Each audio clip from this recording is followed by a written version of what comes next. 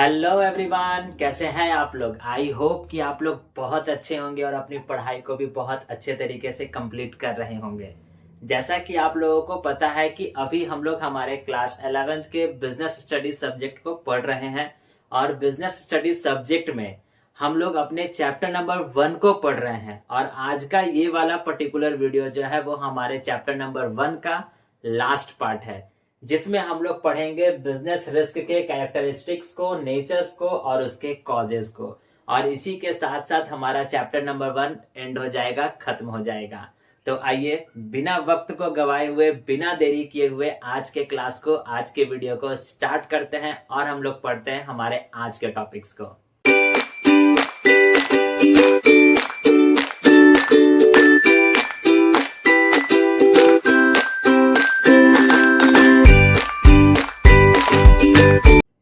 जैसा कि मैंने अभी आपको बताया कि आज के इस क्लास में हम लोग पढ़ेंगे हमारे बिजनेस रिस्क के दो टॉपिक को, जो हमारा कहता है कैरेक्टरिस्टिक्स और नेचर ऑफ बिजनेस रिस्क, और हमारा दूसरा टॉपिक है जो कहता है कॉजेज ऑफ बिजनेस रिस्क। तो आइए हमारे आज के पहले वाले टॉपिक को पढ़ते हैं।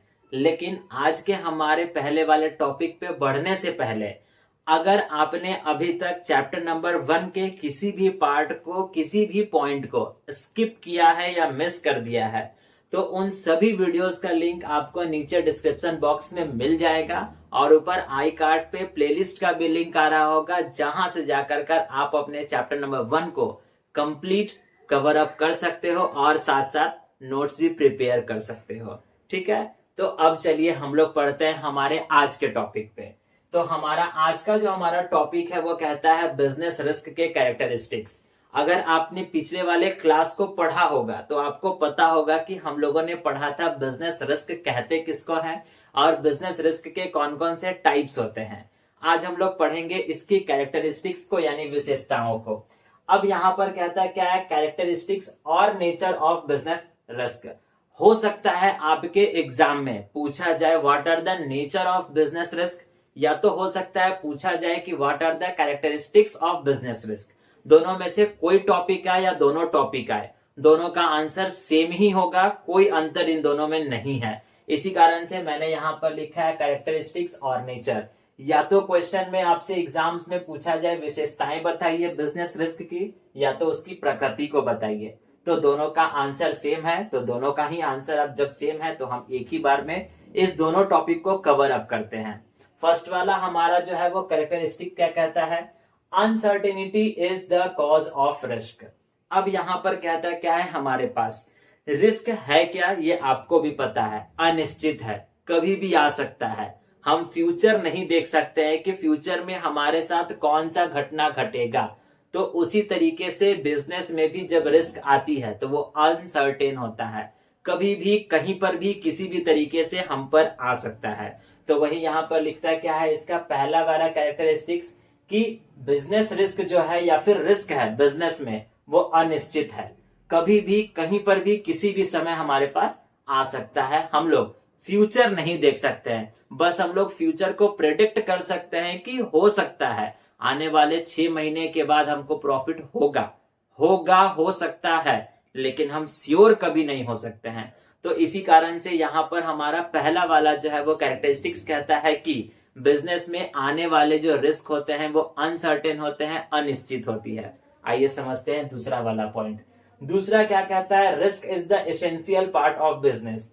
अब आप कहोगे कि जब रिस्क इतना ज्यादा हमारे लिए जोखिम है हमारे बिजनेस के लिए, तो क्या हम इसको स्किप नहीं कर सकते हैं, इसको साइड नहीं कह सकते हैं, या इसको कह नहीं सकते हैं रुक जाओ, जैसे ट्रैफिक लाइट कहता है रेड लाल बत्ती जला करके कि अभी ठहर जाइए, वैसे ही क्या हम अपने बिजनेस में आने वाले रिस्क को बोल सकते हैं कि ठहर जाइए। ऐसा क्या हो सकता है? ऐसा पॉसिबल कभी नहीं हो सकता है। वही यहाँ पर लिखता है कि रिस्क जो है वो हमारे बिजनेस का एक एसेंशियल पार्ट है, इसको आना ही है चाहे कुछ भी हो जाए। जैसे हमारे घर पर पहुंचे हुए हमारे अतिथि, जिनको हम चाहते भी नहीं है कि वो हमारे घर पर आ जाए, क्योंकि जब गेस्ट आएंगे तो हमारी 4 बुराई ही हो जाती है कि मेरा बेटा ये कर रहा है, आपका कुछ नहीं कर रहा है। जो कि बहुत सारे ऐसे बच्चे होंगे या लोग होंगे जो ये चाहते हैं कि हमारे घर पर तो भैया कोई गेस्ट ना आए।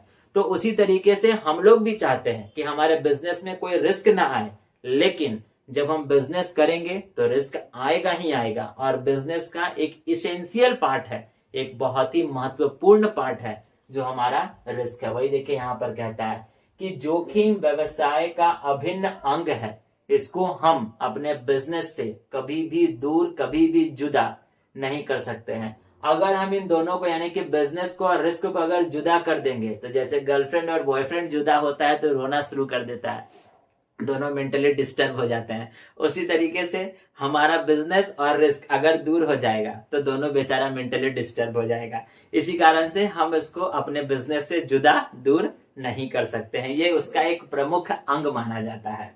थर्ड वाला point, profit is reward of risk. अब ये सबसे इंपॉर्टेंट पॉइंट है। कहता है क्या है कि बिजनेस में हम जितना ज्यादा रिस्क लेंगे उतना ज्यादा हमको प्रॉफिट होगा। जैसे लोग आईपीएल खेलते हैं तो सट्टा लगाते हैं, 1000 लगाएंगे तो 5 रुपया कमाएंगे, वही 1 लाख लगाएंगे तो हो सकता है कि 50,000 भी कमा जाए, या फिर 10 लाख लगाएंगे तो हो सकता है कि 2 लाख, 3 लाख, 4 लाख तक कमा सकते हैं। तो जितना ज्यादा बड़ा हम रिस्क लेंगे उतना ही ज्यादा बड़ा हमको प्रॉफिट होगा। तो वही यहाँ पर कहता है कि रिस्क जो है वो हमारे एक प्रकार का प्रॉफिट का भाग होता है।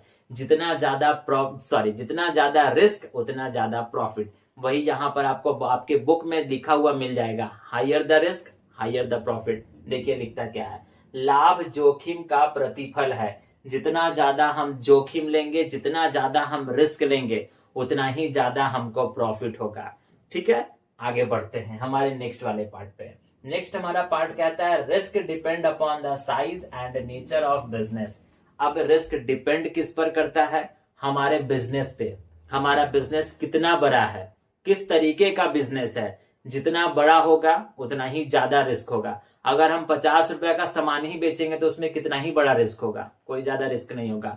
लेकिन हाँ, अगर हम 5 करोड़ का टर्नओवर करेंगे या 50 करोड़ का टर्नओवर करेंगे तो रिस्क उतना ही ज्यादा होगा। अब ये तो बात हो गई साइज की, कितना बड़ा हमारा बिजनेस है। दूसरा कहता है कि risk depend upon the nature, यानी कि हमारे बिजनेस के प्रकृति पर भी यह डिपेंड करता है कि हमारा बिजनेस किस तरीके का है। जैसा बिजनेस होगा वैसा रिस्क हो सकता है। ठीक है, आप चाहो तो इन पॉइंट्स को 2 अलग अलग पॉइंट्स बना सकते हो, risk depend upon the size, और नीचे वाले पॉइंट पे फिर लिख सकते हो risk depend upon the nature. ये आप कर सकते हो। बाकी का हम आपके पास 4 पॉइंट लिख दिए हैं, जो कि ये 4 पॉइंट आपके कैरेक्टरिस्टिक्स भी हो और ये 4 पॉइंट आपके जो है वो नेचर भी हैं। हो सकता है आपके बुक में और 2-3 पॉइंट एक्स्ट्रा होगा, लेकिन जो मेन पॉइंट जो है उसको हम आपके बोर्ड पर लिख दिए हैं और हम आपको समझा दिए हैं, और आई होप कि आपको समझ भी आ गया होगा। ठीक है, अब नेक्स्ट वाले पॉइंट पे पढ़ते हैं। हमारा नेक्स्ट वाला जो पॉइंट है जो हमारा कहता है कॉजेज ऑफ बिजनेस रिस्क। आखिरकार बिजनेस रिस्क के कौन कौन से कारण होते हैं। अब जैसे होता है ना कि आपकी गर्लफ्रेंड अगर आपसे नाराज है तो क्यों नाराज है, उसका कुछ तो कारण होगा। तो वैसे ही यहाँ पर भी कहता है कि अगर बिजनेस में रिस्क आ रहा है या बिजनेस में रिस्क है तो उसका कौन कौन सा कारण है। आइए देखते हैं, आइए समझते हैं। तो बिजनेस में आने वाले रिस्क के अगर कारणों की बात की जाए तो मुख्य तौर पे 4 हैं, लेकिन हम लिखें 3 ही हैं। आपके बुक में 4 हो सकता है या 5 भी हो सकता है, लेकिन जो 3 इंपॉर्टेंट थे वह 3 हम आपको लिख दिए। चौथे की भी बात हम करेंगे, बने रहिएगा वीडियो पे।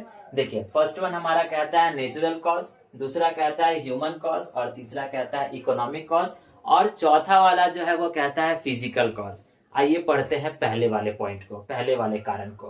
पहला वाला जो हमारा कारण है जो कहता है प्राकृतिक कारण या नेचुरल कॉजेस। अब बिजनेस में रिस्क आने का सबसे प्रथम तरीका या सबसे प्रथम कारण जो है वो हमारा कहता है बाय नेचुरल, यानी कि भगवान के द्वारा, जिस पर हमारा कोई रोक टोक नहीं है। हालांकि जितने रिस्क हैं, जितने कारण हैं, उन पर हमारा कोई रोक टोक नहीं है, लेकिन उनमें से जब हम पहला वाला पढ़ रहे हैं तो इस पे तो हमारा कोई कारण है ही नहीं, क्योंकि ये भगवान का देन है, ये नेचुरल है, बाय नेचर है। इस पर हमारा कोई जोर और कोई जबरदस्ती नहीं चल सकता है। वही देखिए यहाँ पर लिखता है कि नेचुरल कॉजेस को 3 अलग अलग तरीकों से बांटा गया है। पहला वाला जो कारण है जो कहता है जियोलॉजिकल चेंजेस।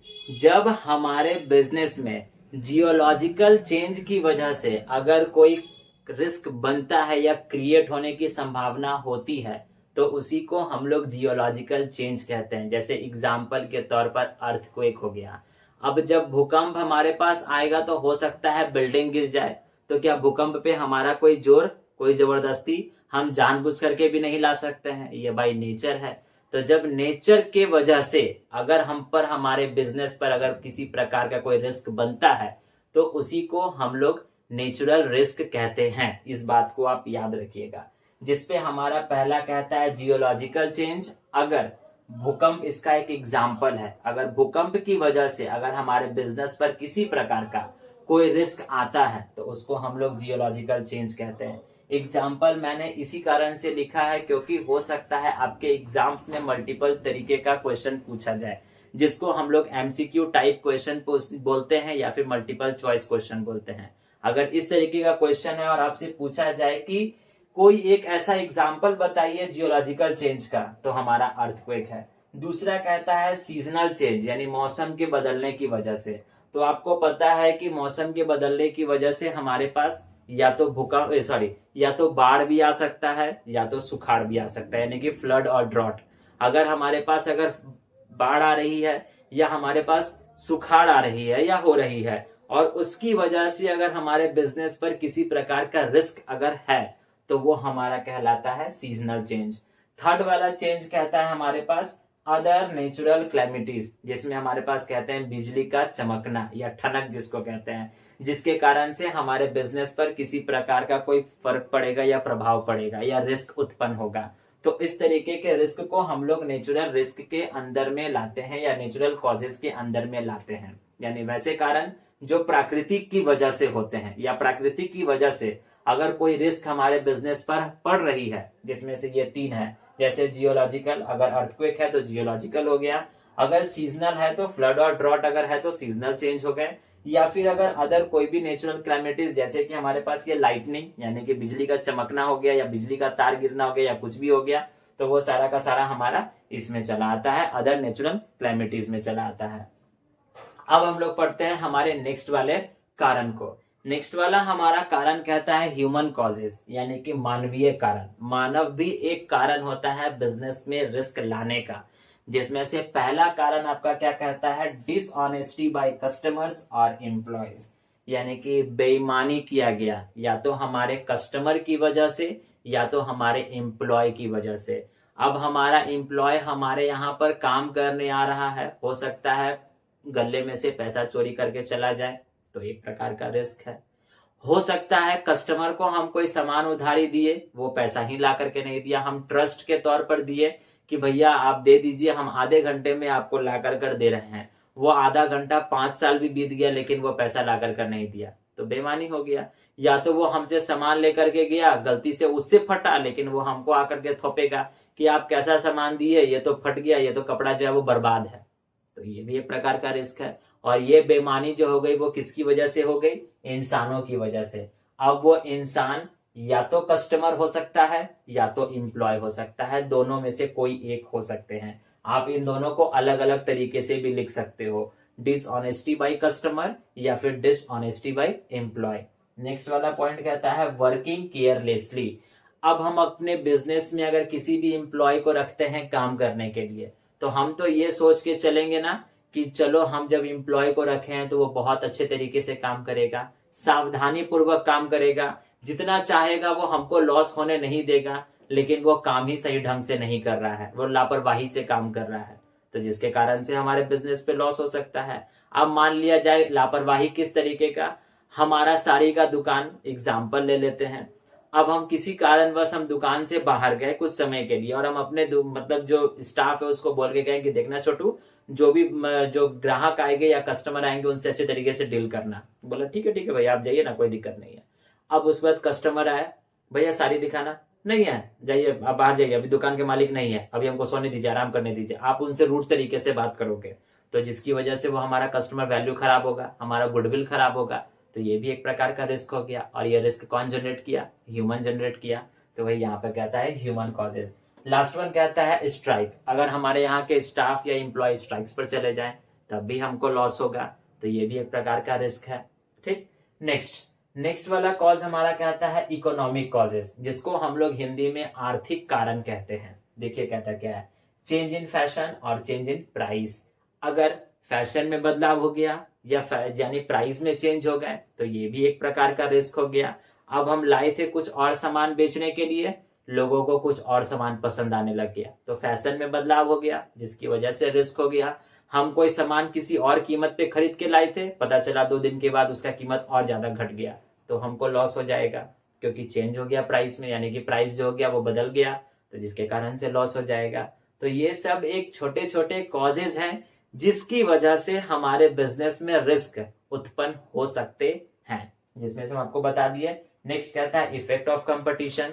अब हम अपने ग्राहक को कुछ और देंगे, कंपटीशन की वजह से वो कहेगा नहीं आइए ना 50 रुपए कम हम आपको देते हैं, वो कहेगा नहीं आप 100 रुपए कम आपको देते हैं, तो इस तरीके का रिस्क हो जाता है। हो सकता है हम अपने कस्टमर को केवल पानी पिला दे, वो कहेगा कि नहीं आइए ना हम आपको कोल्ड ड्रिंक भी खिलाएंगे, दूसरा वाला कहेगा कि कोल्ड ड्रिंक भी पिलाएंगे साथ साथ समोसा भी खिलाएंगे नहीं पिलाएंगे। ठीक, तो इस तरीके से कंपटीशन जनरेट होती है। अब जब कंपटीशन जनरेट जितनी ज्यादा होगी तो रिस्क उतना ही ज्यादा हमारे पास बनेगा। हम भी ये चाहेंगे कि और ज्यादा हम अपने आप को और ज्यादा अपग्रेड करें और ज्यादा अच्छा करें, जिसकी वजह से हो सकता है एक समय अच्छा होने के कारण से हमारा पूरा का पूरा बिजनेस जो है वो डूब जाए। तो ये सब एक मेजर कारण बन जाते हैं हमारे बिजनेस के रिस्क के लिए। ठीक, लास्ट वाला हमारा कहता है फिजिकल कॉजेज, जिसको हम लोग भौतिक कारण कहते हैं, जिसमें कहता क्या है कि न्यू मशीनरी का आ जाना। अब 4 साल पहले या 2 साल पहले हम एक मशीन को खरीद कर लाए थे, 2 साल उसका यूज ही किया हुआ अभी भी वो न्यू है, लेकिन पता चला कि मार्केट में एक और नया मशीन आ गया, तो एक प्रकार का लॉस हो गया। हम उस मशीन से पूरा पैसा कमाए भी नहीं, उस मशीन को अच्छे तरीके से यूज भी नहीं किए, मार्केट में नया मशीन आ गया। नया मशीन आने की वजह से हमारे मशीन की जो वैल्यू थी वो घट गई, तो ये भी एक कारण हो सकता है, जिसको हम लोग चौथा वाला कारण कहते हैं फिजिकल कॉजेज। आप अपने बुक में देखना, आपके बुक में ये फिजिकल कॉजेज कर ये चीजें मेंशन की हुई होंगी। ठीक है, तो यही 4-5 हमारे पास कॉजेज होते हैं बिजनेस रिस्क के, यानी कि बिजनेस में आने वाले जो कारण होते हैं यही हमारे पास 4-5 होते हैं, जिसमें से पहला कहता है नेचुरल, दूसरा कहता है ह्यूमन, तीसरा कहता है इकोनॉमिक और चौथा कहता है फिजिकल कॉजेज। ठीक, आई होप कि आपको ये चारों कारण अच्छे तरीके से समझ में आ गए होंगे। अभी आप क्या कीजिएगा, वीडियो को पॉज कर लीजिए और इसका स्क्रीनशॉट लेकर कर अपने पास रख लीजिए और मेक श्योर कि आप हमारे साथ साथ फेयर कॉपीज बनाते चलिएगा। और इसी वीडियो के साथ साथ हमारा चैप्टर नंबर 1 जो है वो अब पूरा खत्म हो गया, पूरा समाप्त हो गया। अब नेक्स्ट वाले क्लास में हम लोग मिलेंगे हमारे चैप्टर नंबर 2 के साथ। तब तक के लिए आपको पता है करना है क्या, अगर आप वीडियो को यहाँ तक देखे हो और चीजें पॉइंट्स अच्छे तरीके से समझ आई हैं, या किसी पॉइंट में या कहीं पर भी किसी भी मोड़ पर अगर किसी प्रकार का कोई तकलीफ, दिक्कत, परेशानी अगर है तो कमेंट बॉक्स में जरूर से बताइएगा। हम आपकी तकलीफ को, दिक्कत को, परेशानी को दूर करने की पूरी कोशिश करेंगे। ठीक है, तो आज के इस वीडियो के लिए बस इतना ही। अब हम लोग मिलेंगे हमारे नेक्स्ट वाले क्लास में नए वाले चैप्टर के साथ। तब तक के लिए आप लोग अपना ध्यान रखिएगा। और हाँ, वीडियो पे अगर यहाँ तक देखे हो, वीडियो पर अगर यहाँ तक बने हुए हो तो वीडियो को लाइक, चैनल को सब्सक्राइब और अपने फ्रेंड्स के साथ शेयर और एक प्यारा सा कमेंट भी जरूर से करके जाइएगा। अब हम लोग मिलेंगे हमारे नेक्स्ट वाले क्लास में। तब तक के लिए thank you and bye bye.